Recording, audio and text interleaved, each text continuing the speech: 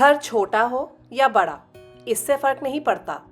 अगर किसी चीज़ से फ़र्क पड़ता है तो वो ये है कि हम अपने घर को किस तरीके से ऑर्गेनाइज्ड या व्यवस्थित करके रखते हैं।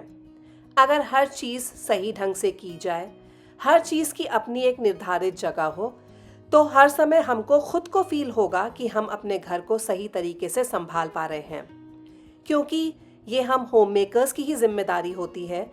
और ये हम होम मेकर्स ही हैं जो घर की एक सुई से लेकर घर की बड़ी से बड़ी चीज़ का ख्याल रखती हैं। हेलो गाइस, नमस्ते and welcome back to Nurturing Homes. आज मैं घर के कुछ ऐसे ही सेक्शंस की बात करने वाली हूँ जो ऑलमोस्ट हर एक के घर में कभी ना कभी अनऑर्गेनाइज्ड हो ही जाते हैं। रीज़न बीइंग, हमारे अलावा और भी बहुत सारे लोग रहते हैं घर में जो इन चीज़ों को एक्सेस करते हैं, और सही से रखी हुई चीज़ भी ओवर द टाइम लगता है कि बिखरी हुई है, फैली हुई है। घर के हर कोने को ऑर्गेनाइज करके रखना आसान नहीं है, लेकिन सच बताऊं तो इतना मुश्किल भी नहीं है। आई नो एट टाइम्स ये काम काफी ओवरवेलमिंग हो जाता है, लेकिन अगर हम इसे सही तरीके से करें, one step at a time, या फिर सही कहूं तो one corner at a time, तो एक एक करके आपके घर का हर कोना व्यवस्थित हो जाएगा और आपके ऊपर बहुत ज्यादा बोझ भी नहीं आएगा। ऐसा फील बिल्कुल नहीं होना चाहिए कि हम हर समय बिजी हैं और बिल्कुल हमारे पास फ्री टाइम नहीं है। घर में ही पड़े हुए सामान को लेके हम जीरो कॉस्ट ऑर्गेनाइजर्स बनाएंगे और हर चीज बिना पैसे खर्च किए ऑर्गेनाइज करेंगे आज। ये space saving zero cost ideas I am sure आपको बहुत पसंद आने वाले हैं। Shopping bags, polythene bags, paper bags को संभालना एक बहुत ही बड़ा टास्क होता है घर में। सही से ना रखने पर इनकी हालत कुछ इस तरीके से हो जाती है घर में। तो चलिए यहीं से शुरुआत करते हैं आज। इन सभी पॉलिथीन्स को एक जगह व्यवस्थित रखने के लिए मैं यूज कर रही हूँ ये कार्डबोर्ड बॉक्स का। Thanks to our online shopping ये हम सबके घर में मिल ही जाते हैं। इनके चारों फ्लैप्स मैंने अंदर फोल्ड कर दिए हैं ताकि इस डब्बे को अच्छी स्ट्रेंथ मिल जाए। अब इसको कवर करने के लिए आप यूज कर सकते हैं या तो कोई पुरानी शर्ट या कुर्ते का कपड़ा, या फिर कोई इस तरीके से रैपिंग शीट जो कि 10-10 रुपए में बहुत आसानी से आपको किसी भी स्टेशनरी शॉप पे मिल जाएंगी। काफ़ी इनएक्सपेंसिव पड़ती हैं ये। आप चाहें तो डब्बा बिना रैप किए भी यूज़ कर सकते हैं, बट जस्ट दैट अगर आप इसे रैप करके यूज़ करते हैं तो थोड़ा सा ये एस्थेटिक लुक देता है, अच्छा लुक देता है और फील गुड फैक्टर हमें ही मिलता है। तो इस डब्बे के नाप के हिसाब से मैंने रैपिंग शीट्स कट कर ली हैं और इनको चिपकाने के लिए मैं यूज़ करूँगी रेगुलर फेविकोल का। आपको इसको चिपकाने के लिए किसी भी फैंसी ग्लू या गम या ग्लू गन का भी इस्तेमाल करने की ज़रूरत नहीं है। Just Fevicol does the job right. हाँ, अगर आप फैब्रिक यूज़ कर रहे हैं यानी कि कोई कपड़ा यूज़ कर रहे हैं इसको रैप करने के लिए, तो या तो आप फैब्रिक ग्लू यूज़ कीजिएगा या तो फिर ग्लू गन का इस्तेमाल कीजिएगा। आज मेरे पास ग्लू गन ख़त्म हो गई थी तो इसलिए मैं यहाँ पे रैपिंग पेपर का ही इस्तेमाल कर रही हूँ। ये काम बहुत फटाफट हो जाता है और बिल्कुल इसमें टाइम नहीं लगता है। आप चाहें तो इसमें बच्चों की भी मदद ले सकते हैं क्योंकि बच्चों को ये सब काम करने में बहुत मज़ा आता है। एक बार ये पूरा डब्बा जब कवर हो जाएगा तो इस तरीके से ये हमारा एक ज़ीरो कॉस्ट ऑर्गेनाइज़र रेडी हो गया है। इस पे हम सामान डंप नहीं करेंगे, बहुत अच्छे तरीके से फोल्ड करके ऑर्गेनाइज करेंगे, क्योंकि चीज़ें सही से फोल्डेड हो तो अंदर पड़े पड़े खुलती नहीं हैं और हमेशा व्यवस्थित रहती हैं। सबसे पहले मैं यहाँ पे ये फोल्ड कर रही हूँ अपने बल्कि शॉपिंग बैग्स, जो कि हम अक्सर ढेर सारा सामान घर में लाने के लिए इस्तेमाल करते हैं। As shown on your screen, अगर आप इस तरीके से फोल्ड करेंगे तो इनकी तह कभी भी नहीं खुलती है। आप इन्हें चाहे कहीं भी कबर्ड के अंदर रखें, किसी भी ऑर्गेनाइजर के अंदर रखिए, ये कभी नहीं खुलेंगे जब तक आप इन्हें ना खोलें। इसलिए ये सही से व्यवस्थित रहेंगे। तो सबसे पहले अपने इस ऑर्गेनाइजर में मैं ये सभी अपने बड़े वाले शॉपिंग बैग्स रख रही हूँ। फाइल्स जैसे हम रखते हैं ऑर्गेनाइज करके, उसी तरीके से हम इन्हें रखेंगे ताकि निकालने में आसानी रहे। अब बात करते हैं ये छोटे मोटे पॉलीथीन बैग्स की, जो कि आम हमारे किराने की शॉप से आती हैं, और कुछ क्लॉथ बैग्स की भी जो हम सबके घर में मिलते हैं। इनको भी फोल्ड करने का एक सही तरीका होता है कि ये सब चीजें सही से हम रख पाएं।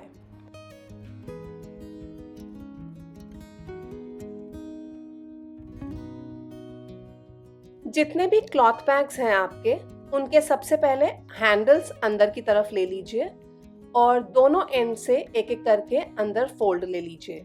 आपको एक रेक्टेंगल मिल जाएगा। उसके बाद एक तरफ से इनवर्ड्स फोल्ड कीजिए।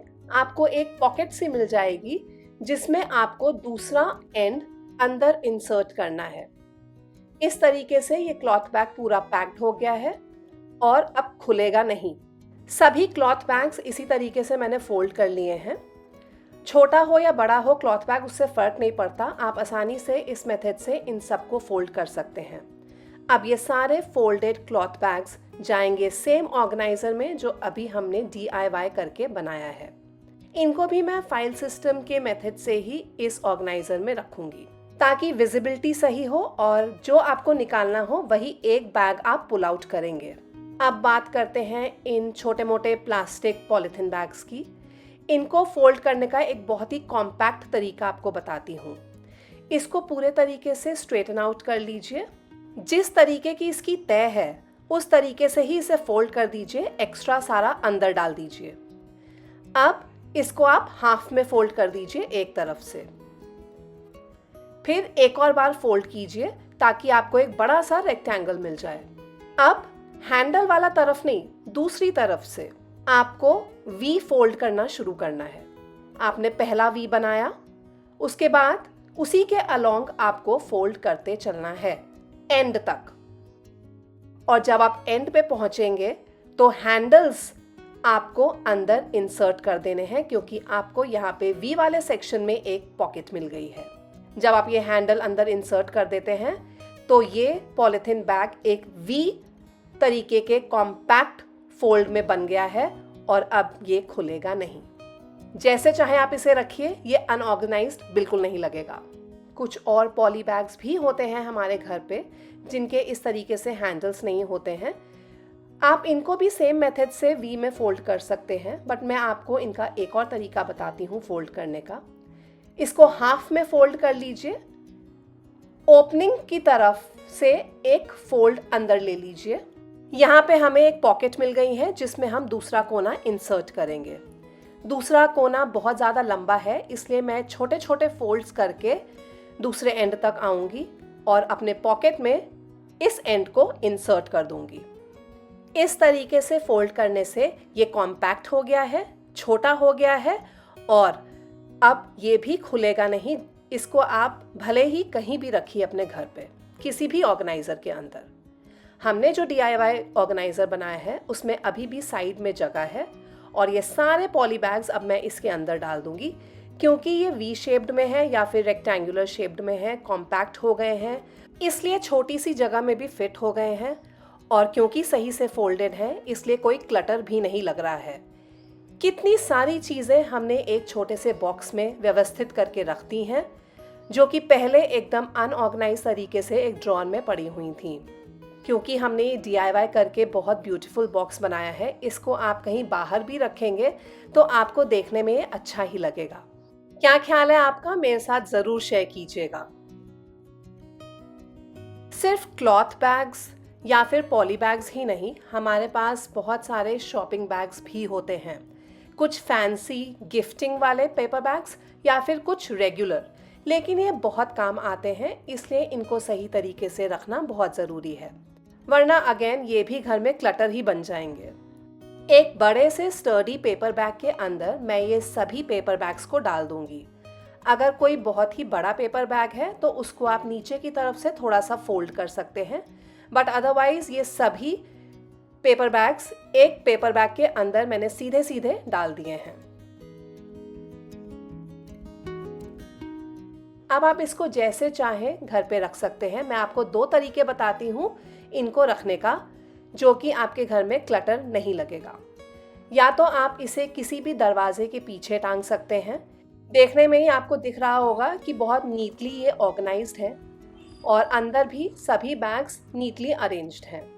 अगर आपको इस तरीके से नहीं दरवाजे के पीछे टांगना है तो आप इसे कबर्ड के अंदर भी टांग सकते हैं, इस तरीके से जैसे कि मैंने किया है। कबर्ड में रॉड्स तो लगी ही होती हैं, उसके अंदर आप ये बड़ा वाला पेपर बैग डाल दीजिए जिसमें आपके रिमेनिंग पेपर बैग्स हैं। जब भी निकालना होगा आप आराम से इसके अंदर से निकाल भी सकते हैं और दूसरे पेपर बैग्स इसके अंदर डाल भी सकते हैं। इनफैक्ट ये बहुत अच्छा तरीका है कबर्ड की वर्टिकल स्पेस को यूटिलाइज करने का। अब कोई विजुअल क्लटर नहीं है, चीजें इधर उधर फैली नहीं है, जब भी चाहिए सही तरीके से पड़ी हुई चीज आसानी से मिल जाती है कि नहीं? अपने थॉट्स मेरे साथ जरूर शेयर कीजिएगा। घर का एक और सेक्शन आपके साथ शेयर करती हूँ जो कि अक्सर अनऑर्गेनाइज्ड मिलता है, और वो है बच्चों के गेम्स। ये वाला जो कबर्ड आप मेरे घर पे देख रहे हैं वो स्पेसिफिकली डेडिकेटेड है बच्चों के गेम्स के लिए ही, लेकिन क्योंकि इसे बच्चे ही यूज़ करते हैं ओवर द टाइम, ऑब्वियस सी बात है कि यहाँ पे भी चीज़ें बिखर जाती हैं। इन सभी चीज़ों को सही तरीके से रखेंगे हम, ताकि ना सिर्फ हम एक्स्ट्रा स्पेस कुछ बना पाए, बल्कि इन सभी चीज़ों को इस तरीके से व्यवस्थित करेंगे कि हमारा एक भी पैसा खर्च नहीं होगा और स्पेस भी बहुत अच्छे तरीके से ऑर्गेनाइज्ड दिखेगी। ऑब्वियसली सबसे पहला मेरा काम यही था कि पूरे कबर्ड को खाली कर लो और अंदर की डस्टिंग एंड क्लीनिंग कर लो, जो कि बहुत ज़रूरी है। कभी कभी समझ नहीं आता कि क्लोज्ड कबर्ड में डस्ट कहाँ से आ जाती है। पहले जो लोहे के कबर्ड्स हुआ करते थे उनके अंदर बिल्कुल डस्ट नहीं जाया करती थी, बट समहाउ अब ये जो ट्रेंड में है वुडन कबर्ड्स बनवाने का, उससे कहीं ना कहीं अक्सर आप देखते हैं कि बहुत सारा डस्ट अंदर एक्यूमुलेट हो ही जाता है। Regular cleaning is obviously a must, and organising things एक दिन का काम तो है नहीं। तो चलिए काम पे लग जाते हैं और पहले तो कबर्ड की सफाई कर लेते हैं before we actually go ahead and organise things for this cupboard.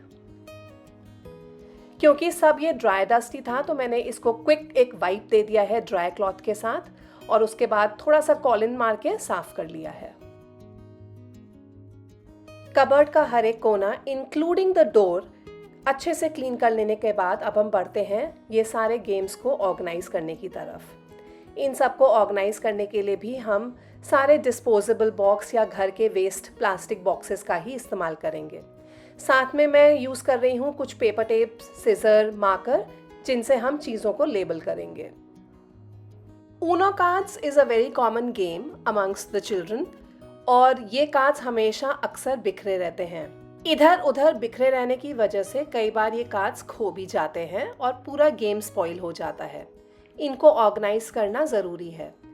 इसको ऑर्गेनाइज करने के लिए या तो आप इन पे एक रबर बैंड लगा के इनको सेपरेट आउट कर दीजिए, या फिर मैं यहाँ पे एक डिस्पोजेबल कंटेनर यूज़ कर रही हूँ। ये खजूर के बॉक्स का कंटेनर है। इसके ऊपर मैं एक प्लेन वाइट पेपर लगा दूंगी ताकि मैं इसे लेबल कर पाऊँ। अगर ट्रांसपेरेंट लिड होती तो लेबलिंग की ज़रूरत नहीं थी। आप चाहें तो कोई गिफ्ट रैपिंग पेपर भी इस्तेमाल कर सकते हैं, जैसे कि मैंने अपने प्रीवियस DIY में आपको दिखाया था, बट ऑनेस्टली मैं यहाँ पे सिर्फ एक प्लेन पेपर यूज़ कर रही हूँ और एक मार्कर की मदद से इसे लेबल कर दूंगी। इस बॉक्स के अंदर सारे ऊनो कार्ड्स आराम से अच्छे तरीके से फिट भी हो जाएंगे और अब इधर उधर फैले नहीं रहेंगे।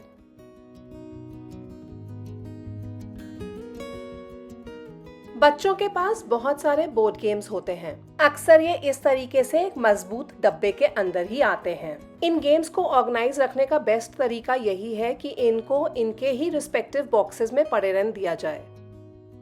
लेकिन ये जो गत्ते इनके फट गए हैं, इनको हम सिक्योर कर देंगे और सही कर देंगे सेलो टेप की मदद से। आप पेपर टेप या फिर regular transparent cello tape use करके इनके गत्तों के साइड्स को चिपका दीजिए ताकि वो एकदम सेफली सिक्योर हो जाएं। आप चाहें तो इन सब चीज़ों के लिए भी अलग से डब्बा बना सकते हैं, या फिर इन सभी चीज़ों को एक ट्रांसपेरेंट जिप लॉक बैग में भी डाल के रख सकते हैं, बट आई फील कि this is a better way. थोड़ा सा बस सेलो टेप लगा लेने से और सारे कोने चिपका देने से ये मजबूत बॉक्स वापस से स्टर्डी हो गया है और अब ये वाला गेम ऑर्गेनाइज्ड रहेगा।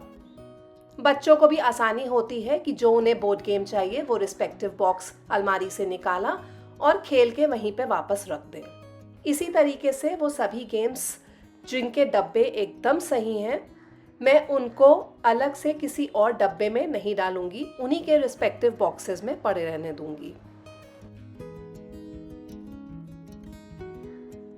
एक और ये कंचों वाला गेम है। आप चाहें तो ये सारे कंचे निकाल के एक शीशी में डाल सकते हैं। बच्चों के यूज़ के लिए प्रेफरेबली एक प्लास्टिक की शीशी ही यूज़ कीजिएगा जिसमें आप उन्हें कंचे डाल के दे दें। फॉर द टाइम बीइंग ये गत्ता एकदम सही है, स्टर्डी है, इसलिए मैं इस गेम को भी अलग नहीं कर रही हूँ, इसके रिस्पेक्टिव बॉक्स में ही रहने दूंगी।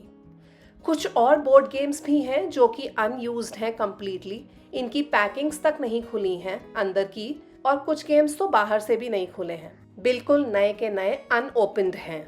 ये मेरे बच्चों ने अभी तक यूज़ करना शुरू नहीं किया है, तो फॉर द टाइम बीइंग ये एज इट इज़ कबर्ड के अंदर चले जाएंगे। कुछ बोर्ड गेम्स होते हैं जिनमें बहुत सारी गुटियाँ होती हैं, बहुत सारे टिकट्स होते हैं, बहुत सारे कॉइन्स होते हैं, और अगर आप इनको इनके रिस्पेक्टिव बॉक्स में भी छोड़ देना तो भी वो इस तरीके से फैले रहते हैं। तो इनको ऑर्गेनाइज करने का मुझे सबसे अच्छा तरीका जो लगता है वो ये है कि जितने भी कार्ड्स हैं उनको मैंने रबर बैंड लगा के अलग कर दिया है। गुटियाँ और डाइसेस इनको मैं एक छोटे से डिस्पोजेबल कंटेनर में डाल दूंगी। ये छोटे मोटे डिस्पोजेबल फूड कंटेनर्स हम सबके घरों में होते ही हैं। और जो बाकी के कॉइन्स भी हैं वो भी मैं अलग से ही रखूंगी, और ये सभी चीज़ें मैंने एक कॉम्पैक्ट से छोटे से बॉक्स के अंदर डाल दी हैं। ये छोटा सा बॉक्स मेरे पास अवेलेबल था, इसलिए मैंने ये ही यूज़ किया है ताकि स्पेस सेविंग भी हो पाए। नहीं तो आप कोई भी रेगुलर डिस्पोजेबल बॉक्स भी यूज़ कर सकते हैं। Idea is to do organisation without spending any money.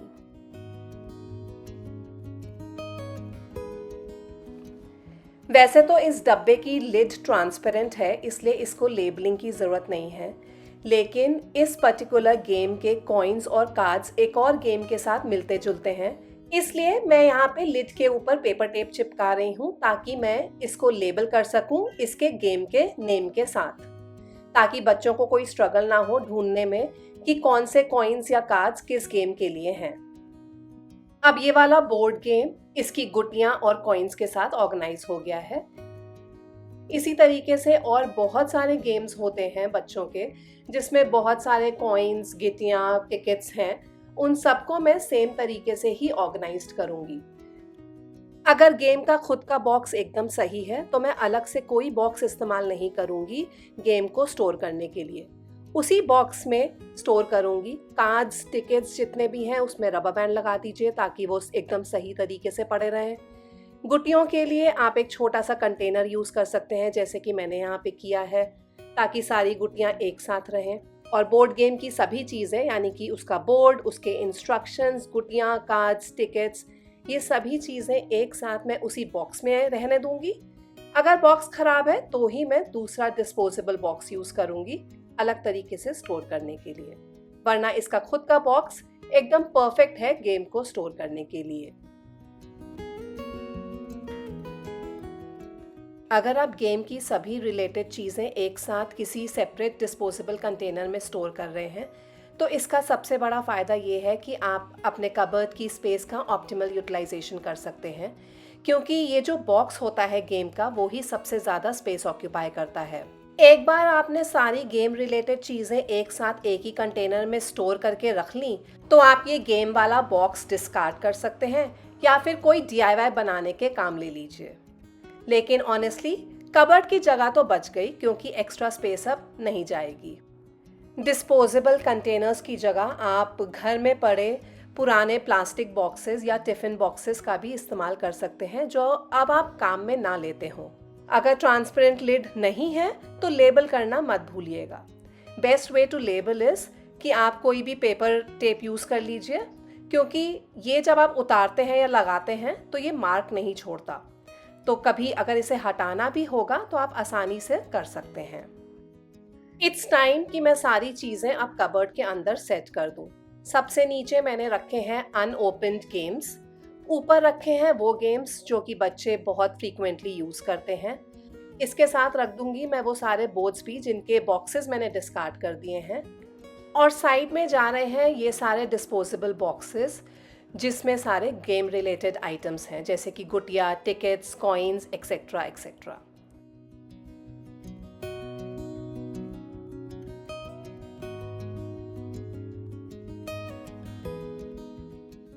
कुछ और गेम के बॉक्सेस भी हैं जो बच्चे फ्रीक्वेंटली नहीं खेलते हैं, उनको मैं नीचे रख रही हूँ। जैसे कि एक उनमें से है ये पज़ल बॉक्स। अगर आप चाहें तो इन सारी पज़ल्स को एक जार में डाल के अलग से स्टोर कर सकते हैं। अगेन मैंने प्रेफर किया कि मैं इसको इसके बॉक्स में ही स्टोर करूँगी। विद दिस हमारा गेम्स कबर्ड एकदम परफेक्टली ऑर्गेनाइज हो गया है और जैसे कि आप देख सकते हैं हर गेम ईजिली और क्लियरली विजिबल है और जिसको जो चाहिए वो आराम से निकाल सकता है इसके अंदर से। अगर मैं सारे बॉक्सेस एक के ऊपर एक भी रख दूं तो भी आप देख सकते हैं कि कितनी खुली जगह है और कितना स्पेस सेविंग हमने यहाँ पे किया है, जिसकी जगह पे हम कुछ और भी सामान रख सकते हैं। आई होप मेरे इस गेम कबर्ड ऑर्गेनाइजेशन से आपको कुछ फ़ायदा हुआ होगा और आपको कुछ आइडियाज़ मिले होंगे कि आप किस तरीके से चीज़ें अपने घर में व्यवस्थित रख सकते हैं। अगर आपको इस वीडियो में कुछ भी पसंद आया हो तो मेरे साथ नीचे कमेंट्स में ज़रूर शेयर कीजिएगा। Last but not the least, एक और बहुत ही इम्पॉर्टेंट सेक्शन घर का आज ऑर्गेनाइज करूंगी आपके साथ। आप सब तो जानते ही हैं कि हमारा मेजर टाइम किचन में जाता है। काम करते करते कभी ना कभी हमारे किचन के कैबिनेट्स भी अनऑर्गेनाइज्ड ओवर द टाइम हो ही जाते हैं।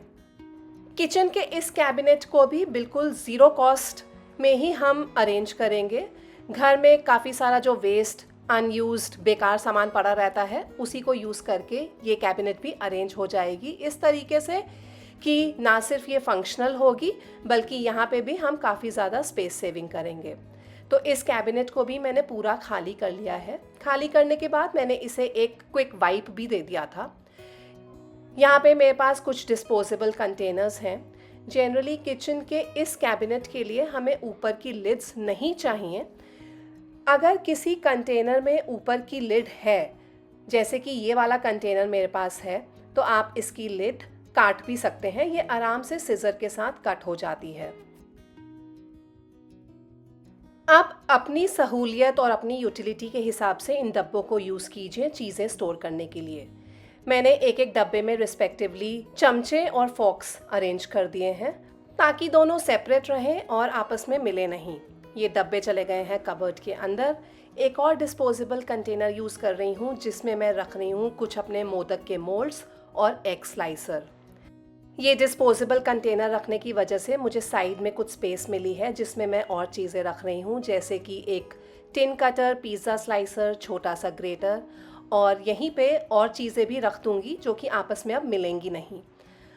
इसमें मैं रख रही हूँ आम चीज़ें जो किचन में बहुत फ्रीक्वेंटली यूज़ होती हैं, जैसे कि लाइटर, विस्कर, लेमन स्क्वीज़र, चिमटा। बॉक्सेस रखने का फ़ायदा सिर्फ इतना है कि चीज़ें आपस में मिलती नहीं हैं और विजुअली अपील्ड रहती हैं। एक पीछे की तरफ डिस्पोजेबल डब्बा रख रही हूँ जिसमें मैं कुछ मिसलेनियस आइटम रख रही हूँ, जैसे कि ये अप्पे पैन की स्टिक है, एक फ़नल है जिससे मैं जनरली ऑयल पोर करने में यूज़ लेती हूँ, और गार्लिक प्रेस। साथ ही में यहाँ पे जाएंगे मेरे मेजरिंग कप्स। कटोरियाँ भी मैं यहीं पे रखती हूँ। नेक्स्ट सेक्शन में रख दूंगी मैं कुछ आम यूज़ होने वाली सर्विस स्पून्स, स्पैचुलास। पीछे की तरफ आप देख ही सकते हैं कि कुछ जगह खाली है, तो मैं वहाँ पे एक रख दूंगी डिस्पोजेबल कंटेनर जिसमें मैं और कुछ सामान रखूंगी। और लास्ट में यहाँ पे जा रहे हैं ग्लासेस। इस कैबिनेट में ऐसा कोई सामान मत रखिए जो आप किचन में रेगुलर यूज़ में इस्तेमाल नहीं करते हैं। इसी के साथ मैं कुछ तेज पत्ते हर सेक्शन में रैंडमली अरेंज कर दूंगी। मैंने अपने लास्ट वीडियो में ये बताया ही था कि तेज पत्ते इस तरीके से रखने से कॉकरोचेस कबर्ड के अंदर बिल्कुल नहीं जाते हैं। अगर आपने मेरा वो वाला वीडियो चेक नहीं किया है कि आप घर में हर्बल तरीके से कॉकरोचेस को कैसे भगा सकते हैं, then do check that video out. It is very useful and very informative. Link आपको नीचे डिस्क्रिप्शन बॉक्स में मिल जाएगा। विद दिस किचन का ये सेक्शन भी हमारा ऑर्गेनाइज हो गया है। मुझे नीचे कमेंट करके ज़रूर बताइएगा कि आज के वीडियो में आपको सबसे अच्छा ऑर्गेनाइजेशन कौन सा लगा। सही तरीके से सही जगह पे हर चीज़ पड़ी हो तो ढूंढने में दिक्कत नहीं होती है। इनफैक्ट विजुअली अपीलिंग अगर कोई जगह हो तो वो वैसे भी ऑर्गेनाइज्ड ही दिखती है। ऑर्गेनाइज्ड जगह में एक्स्ट्रा स्पेस भी हम क्रिएट कर पाते हैं, जैसे कि आपने मेरे हर ऑर्गेनाइजेशन में आज देखा। विद दिस अब मैं लेती हूँ आप सबसे अलविदा। उम्मीद करती हूँ कि आज का वीडियो आपके लिए काफ़ी हेल्पफुल रहा होगा और आपको बहुत पसंद भी आया होगा। Thank you for now, keep smiling, keep watching, and I will see you with my next one soon. Bye bye.